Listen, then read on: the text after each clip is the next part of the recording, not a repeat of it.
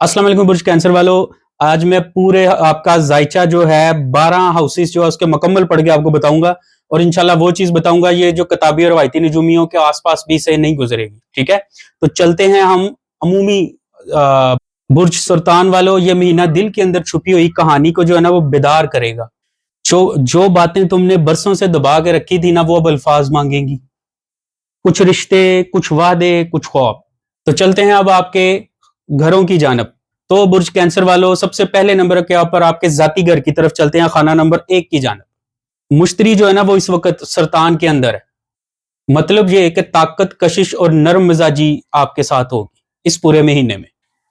یہ مہینہ جو ہے نا برج کینسر والوں لوگوں کو آپ کی موجودگی کی طرف کھینچے گا.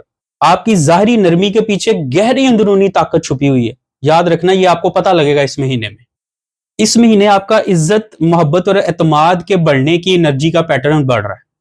خطرہ پتہ کیا ہے اس مہینے؟ جذباتی فیصلہ، دوسروں کے جذبات، ان کی کہانیاں، ان کی فراڈ کہانیاں سن کے ان کے ساتھ دل سے جڑ جانا، یہ کام آپ نے نہیں کرنا. تو برج کینسر والوں، اب ہم آگے آپ کے خانہ نمبر 2 کی جانب. خانہ 2 مطلب روکڑا، پیسہ. برج کینسر والوں پیسہ دیکھو اب کیا کہہ رہا ہے ذائچہ جو ہے. یہ ذائچہ کہہ رہا ہے کہ یہ جو آپ کے پرانے گھسے پٹے طریقے ہیں نا ان سے پیسہ نہیں آنا. کچھ چینج، کچھ نیا طریقہ اپناؤ، اور امید ہے کہ یہ انرجی کا جو پیٹرن بن رہا ہے یہ 10 12 15 کے بعد آپ کو ایسے خیالات آنا شروع ہو جائیں گے کہ یار کچھ نیا کرنا چاہیے، کچھ نیا ٹرائی کرنا چاہیے. وہاں سے پیسے بھی آئیں گے. زہرہ جو ہے نا وہ عقرب میں، ٹھیک ہے، اور 5ویں گھر سے زاویہ بنا رہا ہے. یعنی محبت، فن یا سوشل میڈیا سے آپ کو فائدہ مل سکتا ہے. روکڑے کے لیے محبت، پیار، محبت، سمجھ رہے ہو؟ اس دفعہ نا آپ کی محنت سے آپ کو تخلیقی آمدنی ملنے کے چانسز موجود ہیں، یا پرانی رکی ہوئی رقمیں جو ہے نا وہ واپس ملنے کے بھی چانسز موجود ہیں. یاد رکھنا اس مہینے کسی شخص کی گارنٹی نہیں دینی مالی طور پہ، ورنہ پھنس جاؤ گے.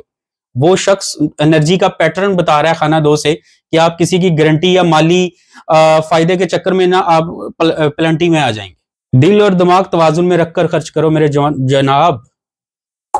تو اب ہم چلتے ہیں خانہ سوم کی جانب. برج کینسر والو، کمیونیکیشن، سوچ، تعلقات. عطارد قوس میں بیٹھا ہے. بولنے میں سچائی مگر شدت. اچھی بات جو شدت سے، غصے سے بھی کہی جائے نا تو وہ سمجھ میں نہیں آتی، وہ بری لگتی ہے. تو میرا خیال ہے کہ آپ سمجھ گئے ہوں گے کہ کہاں آپ کو بہتری کرنی.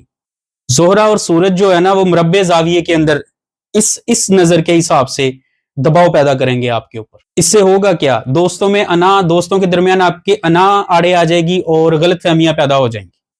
اس کا نقصان یہ ہوگا کہ سوشل میڈیا پلیٹ فارمز کے اوپر، واٹس ایپ کے اوپر، کسی بھی جگہ کے اوپر آپ کے بارے میں غلط انفارمیشنیں پھیلائی جا سکتی ہیں آپس کے جہاں جہاں آپ کی اپروچ ہے. تو برج کینسر والوں لکھنے کا کام کیوں نہیں شروع کرتے اس دفعہ جو لکھائی کے نزدیک ہیں. تو اب ہم آگے آپ کے خانہ نمبر 4 کے اندر. گھر، والدین، اندرونی سکون. یہ گھر جو ہے نا یہ ٹوٹل میزان اور عقرب کے اثر کے اندر ہے اس وقت. تو آپ کو اندرونی طور پہ جو ہے نا لہجے سے لے کے ہر چیز پر احتیاط کرنی پڑے گی. آپ نے ایمی چیزیں خراب کر بیٹھنی.